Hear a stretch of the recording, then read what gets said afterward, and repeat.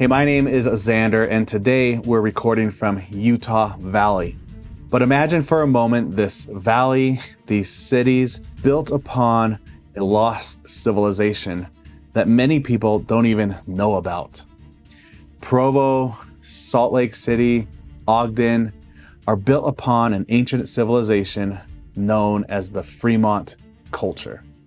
They left behind mysterious, kind of haunting rock imagery on cliffs scattered throughout Utah that we still don't really even know what they mean today. We've found some ruins, some mounds, some irrigation canals and artifacts, but for the most part, their story is just kind of hidden or buried underneath years of farming and construction and concrete and cities, and we're still trying to learn what we can about them. So in this video, we're going to go over how they were discovered, where they came from, what they were like, and how they vanished or disappeared. What was pretty interesting for me while doing the research in this is I'm half Native American, I'm half Navajo, or Dene as we call ourselves. And I found out that the ancestors of my people cross paths with the Fremonts as the Fremont were in decline. So I kind of learned a little bit of history about myself while doing this. So stay tuned. We're going to go dig into this exciting history.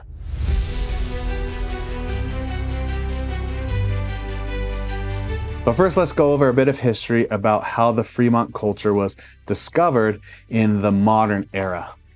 The Fremont peoples didn't even call themselves by that name. That's a name that we gave them because of the Fremont River in southern Utah that was named after John C. Fremont. Researchers found pottery and artifacts around there and started noticing similarities and patterns between all these artifacts and pit houses and basketry that pointed towards a distinct culture. So because of that and the river, they just called them the Fremont people. Early Latter-day Saints also noticed the Fremont culture as well. When the Saints were being persecuted and when Joseph Smith was killed in Illinois, the Saints fled, leaving the United States kind of as refugees into the West, which was then Mexico territory, and settled here in Utah. And when they came into these valleys and started settling and making farms, they noticed mounds scattered throughout the area, and they even noticed irrigation canals that even the Saints built their irrigation canals next to. But many people forget that before Europeans, there were Native Americans already in this land. The Ute, the Paiute, the Shoshone, they all had these traditions and beliefs about who the Fremont culture were, and even if they were part of their ancestry. But what the Fremont called themselves or what they believed is still a mystery even to today. But they left behind some artifacts that we can start putting together a bit of the puzzle, so let's look into where they may have came from.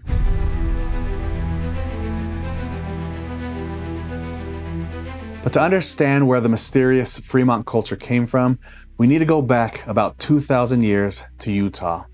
The land was wide open, full of mountains and hills and deserts and canyons and rivers and lakes. But it wasn't unexplored. Many people forget that there were still people here who were hunter-gatherers. They hunted elk and bison and deer. They fished, they gathered seeds and roots, and they knew the land really well. They knew the canyons and the areas they should go for food and to stay alive. And we also call these people the archaic peoples. So while doing the research for this video, I found out that there was a very distinct archaic group here in Utah known as the Barrier Canyon culture. And they left behind some rock imagery that predates the Fremont peoples. And their rock imagery was much larger than what the Fremont people did. So who knows, maybe it was this culture, the Barrier Rock Canyon culture, that may have influenced some of the Fremont peoples. I hope to do a video about the Barrier Canyon culture soon, so please subscribe to get that because there's some cool rock imagery here near where I am. So If you subscribe, you're going to be able to help me make these videos, so please help out. But what changed between these archaic people to the Fremont culture? Well, the archaic people, who were so used to hunting and gathering, came into contact with a new group that came from the south, who we call the Eastern basket makers. Their language was connected to the Puebloan people down there, and this Eastern basket maker group came from the Four Corners area and made their way up north along the Utah-Colorado border and eventually turned west towards the Wasatch Front. And what these people carried with them was life-changing to the archaic people that were already here. They brought with them maize, squash, and beans, known as the three sisters of agriculture. And this would totally change the archaic people's way of life. They would turn from a hunting-gathering society that had these routes that they would travel to a more settled society that would promote more life and population around the area. And this new way of life began to take root and spread rapidly. And other groups came as well. The Western basket makers came from the south near Nevada. The main point I want to make here, though, is that different cultures began to merge here in Utah. Utah kind of became the crossroads of different ideas and different ways of living. For the most part, the different peoples started to blend. They started to marry, they started to share their language, they started to share their food, they started to share their tools, and a new culture started to arise called the Fremont Culture. Now, it's important to realize, though, that the Fremont culture was not a unified group. They varied a lot. It depended on where you lived and the cultures that came in. And there might have been differences in languages. But for the most part, we can kind of see a general culture or complex that had these similarities. And all this blending would shape the history of Utah.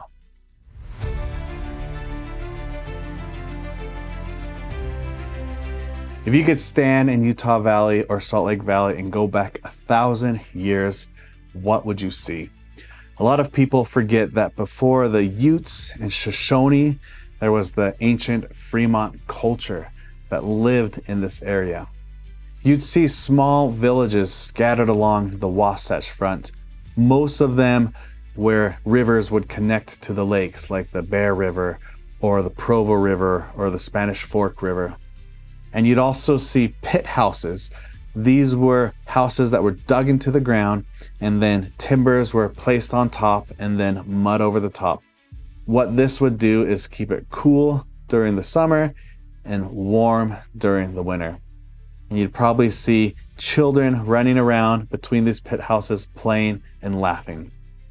Around these small villages, you'd see small fields of maize and beans and squash, and maybe even irrigation canals directing the flow of the river to water their farms. You'd see women grinding maize on stone slabs for dinner, or men coming home with fish they just caught from the lake, or deer or rabbits that they just hunted. You'd see items that they may have traded with people from far away, like turquoise or shells or obsidian. What I like to do is envision a Fremont person hiking to the hillside along the mountain to where we go and hike, like along the Bonneville Shoreline Trail. And just imagine a Fremont person there looking over the valley as if it's his home, just like we do. And these villages weren't small. They were a decent size. Not too far from me, on the other side of Utah Lake on the south end, is Wolf Village, where they discovered a massive pit house with over 200 beams, suggesting a larger area for people to gather and socialize in. Further up north, near Ogden, is Willard Big Village, where they've discovered 25 acres of pit houses and artifacts and burials, and even a ton of skeletons as well that we'll talk about later. Further south at Five Finger Ridge, where you'll find the Fremont Indian State Park and Museum, I definitely recommend going there. They found over 80 structures suggesting a large village there and irrigation canals as well. Unfortunately, all of this has just been destroyed by modern farming and construction today. The ancient Fremont culture left behind some mysterious rock imagery written into the cliffs scattered throughout Utah and beyond. And we still don't even know what much of it means today. Some researchers have suggested connections to astronomy or connections to hunting, but we still don't know for certain. And you'll see these trapezoid figures with claws or headdresses scattered throughout Utah. There's also been some rock imagery discovered in Alberta, Canada, that has some Fremont-style influence, or at the very least, some shared symbolism between different cultures. The Fremont people also left behind some pretty neat artifacts. There's these clay figurines of miniature peoples and clothing that suggest people of power or that have some story and mystery behind it. Their art blended styles from different cultures, just kind of showing how diverse they were. And you can tell that the geography and the land meant a lot to them. And you can still go around Utah and see all these places and this rock imagery today. What's wild is that under our cities and farms here in the Great Salt Lake area, we're still finding traces of the ancient Fremont culture. Some researchers suggest that this area was the most populous region for the Fremont culture. One of the most incredible discoveries related to the Fremont culture came in the 1980s when a massive flood overflowed where the Bear River connects to the Great Salt Lake. And as it was descending, it exposed a bunch of artifacts and pit houses and burials related to the Fremont culture. They even found over 85 skeletons of Fremont peoples and others in this area. And these burials weren't random. They were done with care and concern. People were buried in pits with their knees drawn up with artifacts, showing that this was a special place. From looking at the bones and the DNA, they were able to find that this was a people who had arthritis or wear and tear from farming. The DNA showed that this was a mixed group, showing how diverse the population was. But today, there's nothing really even left of this because we've built over it. There's now a park there called the Willard Bay Park. From all these findings, researchers are starting to suggest that the Great Salt Lake Valley and Utah Valley were the heart of the Fremont culture, the most populous area. Imagine, from what we just found in that one area, how many other areas around Utah Valley and the Great Salt Lake Valley there were of these ancient Fremont peoples, now lost to construction and time. But the bigger question is, where did all these Fremont cultures disappear to?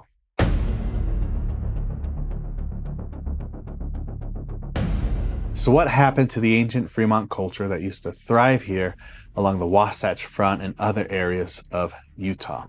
Well, there's several factors. The first was the climate. By the late 1200s, the climate started to warm, and this started to affect the rivers, the lakes, the rain, and their farming and irrigation canals. Drought after drought started to happen, changing the Fremont way of life. And that climate change led to the second reason for the decline of the Fremont peoples. They started migrating out of the area. They migrated north into Idaho and Wyoming, or south into Arizona and blending with the Puebloan people down there. Or for those that stayed, they changed their lifestyle from farming to hunting and gathering, back to the old way that they used to live. And a third reason is you started having new groups migrating into the area. So from the north, you had the Athabascan speakers. They started coming in from the Alaska, Canada area around the late 1200s, who were the ancestors to the Navajo, the Dene, my ancestors, or the Apache. And you also started having people or cultures from the South coming in, Numic speaking people related to the Utes and the Shoshone and the Paiutes today. So all these people came in and brought new ideas and new ways of life, and that started shifting or changing the Fremont culture. But the Fremont people didn't suddenly vanish. While their villages may have become desolate or less populated, the people lived on and moved on, blending with the peoples of the Shoshone, Paiute, Utes, some even speculate the Kiowa, and even the Navajo or the Dene peoples. So the Fremont culture lives on, remembered in today's rock imagery and in the DNA of today's Native American groups. And this is where the story of the decline of the ancient Fremont culture gets a bit personal for me. Around 1200 AD, when the Fremont were declining, a group was coming in from the north. Athabascan speakers were migrating into Utah.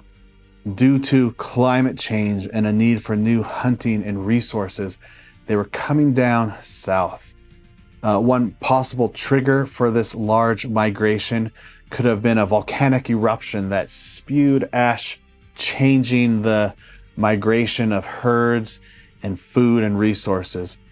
So the Athabascan people started coming into the area just as the Fremont people were in decline. I'm half Navajo, or Dene as we call ourselves, and we are Athabascan speakers. So my ancestry has a bit of a connection to the decline of the Fremont people and even this area where they lived around the Great Salt Lake and Utah Lake. Now, I understand that many Navajo, Dene people today have their own traditions about where they came from, and it conflicts a bit with this migration approach that researchers have discovered. So I want to be sensitive to that. For me personally, though, I lean more towards the archaeology and the scientific approach. I think it connects me better with my ancestors and heritage. There's these connections between the Navajo, Dene peoples, and the Athabascan peoples that's worth an entire video of exploring. So if you subscribed, you're going to help me be able to make more videos like that.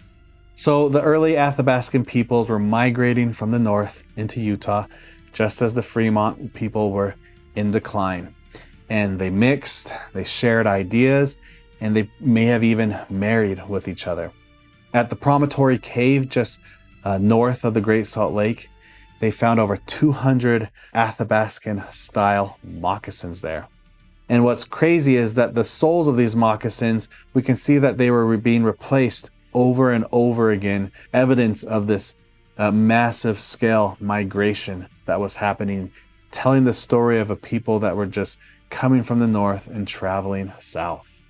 So most of these Athabascan speakers moved through Utah to the Arizona or New Mexico area, becoming today's Navajo or Dene peoples or the Apache peoples. But some may have stayed. Researchers are suggesting that some may have stayed for over 100 years here in Utah Valley, where I am today, mixing and blending with the Fremont peoples who are still remaining around as well. So who knows? It could be that due to these cultures migrating and merging with each other, that I have a bit of Fremont DNA in my own blood.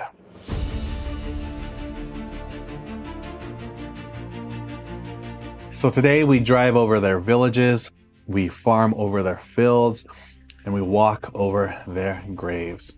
You can still see clues of the Fremont culture today in their rock imagery scattered throughout Utah.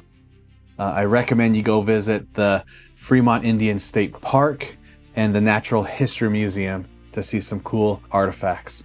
So next time you're out driving around, think of the people that used to live here 1,000 years ago, calling this place their home. They were farmers, they were survivors, they were artists, they were husbands and wives and leaders. Thanks for watching, and if you hit subscribe, you're going to directly help me make more videos to remember these ancient peoples and this sacred land of the Southwest United States. I want to get people out, away from technology, to see these places before they're lost due to time or construction. So if you hit subscribe, you're going to help me do that. Thanks.